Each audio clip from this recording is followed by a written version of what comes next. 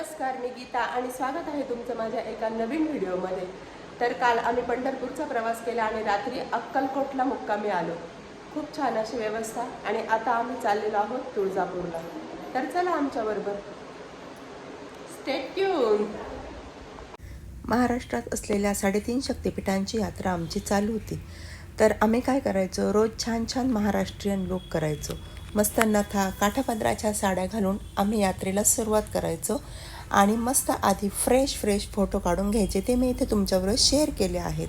आता आम्ही हॉटेलमधून निघालो आणि आता देवीच्या दर्शनाला चाललेलो। तुळजापूरच्या देवस्थानाच्या जवळ आलेलो आहे आणि खूप सारी गर्दी आहे। खूप छान छान दुकानं लागलेली आहे। प्रत्येक ठिकाणी दुकानं तर असतातच। छत्रपती शिवाजी महाराजांचे आराध्य दैवत आणि 3.5 शक्तिपीठांपैकी एक असे जे पहिले शक्तिपीठ आहे ते म्हणजे तुळजापूरची कुलस्वामिनी।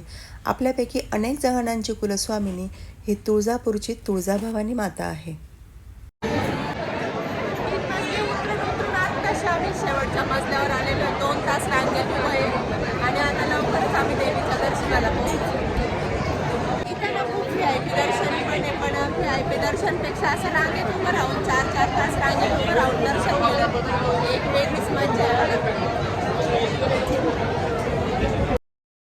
रांगेत उभं राहून मस्त आम्ही मजा मस्ती पण करत होतो आणि आनंदही घेत होतो। अशा प्रकारे आम्ही ओट्या पण आणलेल्या होत्या। देवीचं दर्शन घेऊन सगळे बाहेर आलेले, खूप गर्दी होती आणि आतमध्ये व्हिडिओ काढण्यास सक्त मनाई आहे, त्यामुळे आम्ही आतमध्ये व्हिडिओ घेऊ शकलो नाही आणि अजून पण बाहेर खूप गर्दी आहे। मंदिराच्या सुरुवातीलाच गोमुख तीर्थ आहे, जिथून अखंड गोमुखातून पाणी वाहत असतं आणि तिथे अनेक जण हातपाय धुतात। हा तुळजाभवानी मातेचा कलश आहे। इथं जोगवा भरताय, जोगवा मिठाचा जोगवा, हा ना।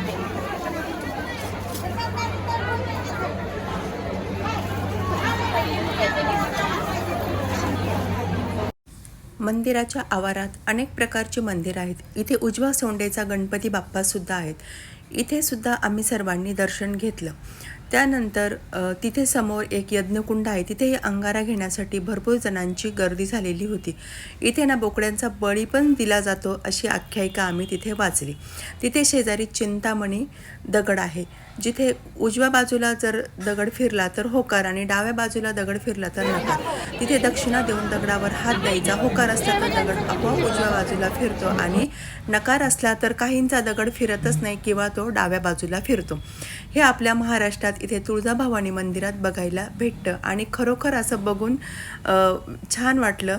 त्यानंतर आम्ही पुढे आलो। इथे ह्या कवड्यांच्या माळा लावलेल्या होत्या। छत्रपती शिवाजी महाराजांचे आराध्य दैवत तुळजाभवानी माता असल्यामुळे त्यांच्या गळ्यात सुद्धा नेहमी कवड्यांच्या माळा असायच्या आणि असं म्हणतात की कवड्यांच्या माळा आपल्या घरात ठेवणं हे खूप शुभ मानलं जातं।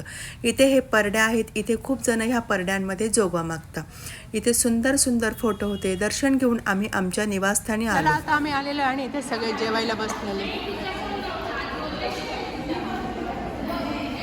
आणि आमचं जेवायचं मेनू। अशा प्रकारे आमचं तुळजाभवानी आईचं दर्शन झालं। हा व्हिडिओ मी आज तुमच्याबरोबर शेअर केला। जर माझा व्हिडिओ आवडल्यास नक्की लाईक करा, शेअर करा आणि सबस्क्राईब करायला विसरू नका। धन्यवाद।